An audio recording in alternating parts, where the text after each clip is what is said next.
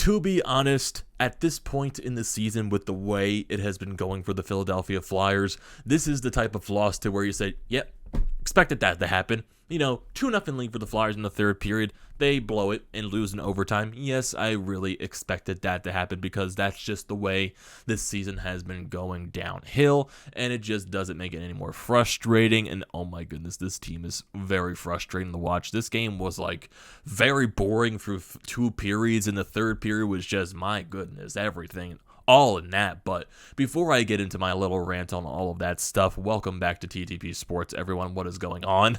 If you are new to the channel, I definitely recommend hitting that sub button. I will greatly appreciate that if you're looking for all the latest Philadelphia sports news, recaps, and events. And if you are a current subscriber of the channel, thank you for being here this long. I think you are crazy for being here this long, but still thankful nonetheless. And I'm looking to continue that relationship down the road. So let's continue to grow this channel up, everyone. Definitely hit that sub button. So getting into the business tonight, the Philadelphia Flyers lose in overtime to the San Jose Sharks by a score of 3-2. Flyers went up 2-0 in the third period, and they blew that lead as San Jose tied it in the second half of that third period. And then San Jose wasted no time in overtime to score the game-winning goal as Tomas Hertl gets the hat trick. He scores all 3 goals for San Jose, basically 3 in a row, the natural hat trick at this point. So, yeah, that third period was something because, honestly, the first 2 periods were boring. Very, very, very, very boring. Scoreless through both first and second period. First period was an absolute snooze fest. It was more boring than the second period. It was evenly paced first period, yeah. San Jose got a power play, yeah. But it was too evenly paced. Both teams weren't really jumping. They weren't really doing much. So, scoreless first period. Second period, San Jose definitely got a way better jump in that second period. It took the Flyers a little way too long to even wake up for that second period, but still, as the period went along, the Flyers got their legs going and both teams continued that evenly paced stretch. The Flyers got a power play, which I thought looked really good, especially with Cam York manning the point on that first unit. I think Cam York does need to play more in the NHL this season. Who knows if that's going to happen with the rest of these guys come back from the COVID list. He's definitely deserved the shot, even though he did make one mistake, especially late in the game in the overtime, but we'll get into that a little bit later because I thought overall Cam York's game tonight was very good. And basically over his entire stint, ever since, Provorov and Drew went on COVID protocol, York was forced into the lineup in Anaheim. I thought he's been pretty good, and he's looked pretty good, and he's really deserved some playing time in the lineup, especially. He's playing the most minutes on the team right now. He's basically taking a Provorov spot. So, hey, he's taking those chances. He's running with them. Yeah, there's going to be mistakes here and there. That's what you get with a rookie. But still, I think overall, he played a very solid game. And Martin Jones, too. Without Martin Jones, this game would have been a blowout by San Jose. Martin Jones was on the ball today. He was. He definitely was, especially in that third period, too, where San Jose was just, my goodness, manhandling the Flyers. They were. And getting into that third period, it was just, my goodness, the Flyers could not have played a worse third period at all. It's weird, too, because they went up 2-0 early in this period. It's like, you can't make this crap up. You got JVR. Flyers actually win a puck battle. They get the puck up the ice. JVR pokes it to himself past Vlasic. He goes around him, comes up the right side, and snipes it past Hill, and it makes it a 1-0 Flyers lead like that. And then not that long after, the Flyers get a power play because even though San Jose was really controlling the momentum in this third period, the Flyers scored the first goal. They didn't get any momentum off that. San Jose really controlled. Flyers got one push up the ice, and that turned into a power play. The Flyers were shorthanded in this period too. Farabee could have had a very beautiful shorthanded goal, but sadly, he put himself into the net and not the puck past Hill. So there you go. And then the Flyers go to the power play not that long after, a little over 5 minutes into this period. Beautiful setup once again. Cam York manning that first man unit. He throws a shot on net. It deflects off of Joel Farabee, and also it deflects off of JVR. It looked on the replay, it did hit Joel Farabee's stick too, because it looked like it hit 2 players, because right now the secondary assist is awarded to Cam Atkinson, even though on the replay it does look like it tapped Farabee's stick before it tapped JVR's. So it went to York with the shot, goes off Farabee's stick, then goes off JVR's stick, and then one of the San Jose players accidentally knocked it into the net as it was bouncing over the shoulder of Hill. So on that goal, that becomes Cam York's first NHL point in his career, his first NHL assists. But not that long after, a little over a minute later, San Jose gets a rush up the ice, and they throw it on net. Tomas Hertl, no one covering him at all. Jones makes the initial save, lets the rebound when Hertl's basically just there by himself. He manages to tap it in, and it becomes a 2-1 game just like that. And then not that long after, I think this is when San Jose eventually got the power play. Farabee got that shorthanded chance, and then San Jose later in the game, Tomas Hertl ties it up, and it becomes a 2-2 game. And honestly, with the way the first and the second period was going, the Flyers were not winning this game in regulation. This game had overtime written all over it, but that third period by the Flyers was just goddamn atrocious. You seriously just can't. You can't script anything worse than that third period. It was that bad. It was that bad. You just can't even describe it. I think it was I would say like at the halfway point, maybe even a little over the halfway point, because I was at this game in the press box and I posted on Twitter. I forget which exact moment of the third period it was, but it was later on. I would say more closer towards like a little over the halfway point. Like I said, San Jose was out shooting the Flyers 18 or 19-4 at that point, and I think they finished the third period with 20 plus shots on goal. I would get the exact stat for you, but for some reason the NHL app is being dog shit right now, so it's freezing all on me for some goddamn reason. It doesn't want to open, so I can't get that stat for you. So hopefully it opens in the next couple of seconds so I can find that shot total for you. But that third period by the Flyers, like that's just an inexcusable third period to have. You couldn't play any more passive with a 2-0 lead, especially in the third period when you're trying to shut the other team down. Seriously. Even Mike Yost said it in the press conference. He didn't like the way they played today. The second period, he didn't like the way they played. Third period, he didn't like the way they played. He said they were lucky to get the point tonight. I know for some reason on Twitter, people took that wrong. For some reason, he's saying, oh, the Flyers we were lucky to get the point today. That's a good thing. For some reason, people were interpreting that as a good thing. No, that is nowhere close to a good thing, because they were dominated in the third period. Dominated. It was bad. It was very, very bad. If you look at the 3 stars of this game, well, actually, before I even get into that, overtime comes.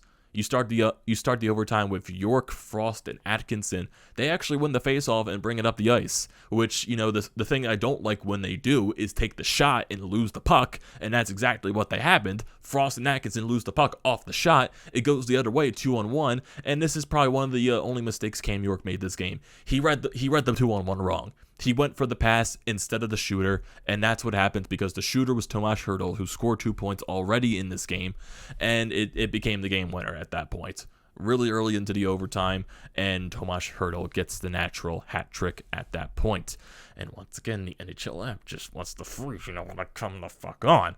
But still, just completely outplayed that entire third period, and that's basically the way it should have ended. The Flyers did not deserve to get 2 points in this game at all because they just played bad, and it's just the bad sloppy hockey, the uninterested hockey, the unenthusiastic hockey, just the unwatchable, makes me want to gag hockey. It's unwatchable. Even, yes, they had some good moments today. I thought the power play looked really good, especially with York manning the point. But at the end of the day, I just don't think it matters with the way you're playing. It just doesn't. You look sloppier in your own zone. You can barely generate chances, and it's just inexcusable. So totals in this game, shots on goal in total for both teams. 47-31 for San Jose. 47. And the last time these two teams played, San Jose also had 40 shots on Felix Sandstrom. So yeah, the goaltenders really helped the Flyers out in both of these overtime losses against San Jose. Flyers won faceoff percentage 54%. Flyers go 1 for 2 on the power play while San Jose goes 0 for 2. Very physical game for both teams. Each have 22 hits. San Jose blocked 19 shots to the Flyers. 11 both teams gave the puck away even amount, 5-7. And then the takeaways, and then you got shots on goal per period. 15-13 in favor of the Flyers in the first period. That's surprising. Second period, 13-10 shots in favor of San Jose. Third period, 20 shots to 5 in favor of San Jose. Yeah, the Flyers scored 2 goals on that 5 shots, but 5 shots? 5 shots? Come on. Unbelievable at this point. In the overtime, both teams registered a shot on goal, but the one shot for San Jose was the one that mattered. It became the game winner for Tomas Hertl, as, like I said, he gets the natural hat trick in this game.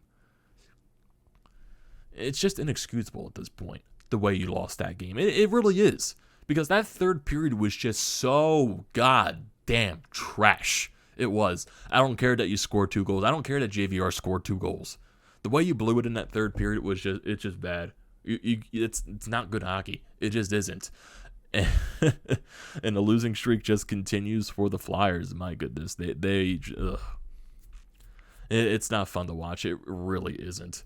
Now the Flyers are once again on a very long multi-game losing streak. 5 games now.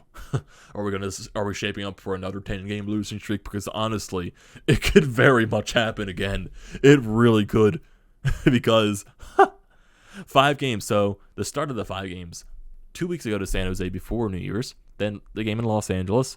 They lost to Anaheim, lost to Pittsburgh, and now you lost to San Jose. So that's 5 straight games there. And I can really see us getting to at least 8 games with this upcoming schedule. Carolina on Tuesday.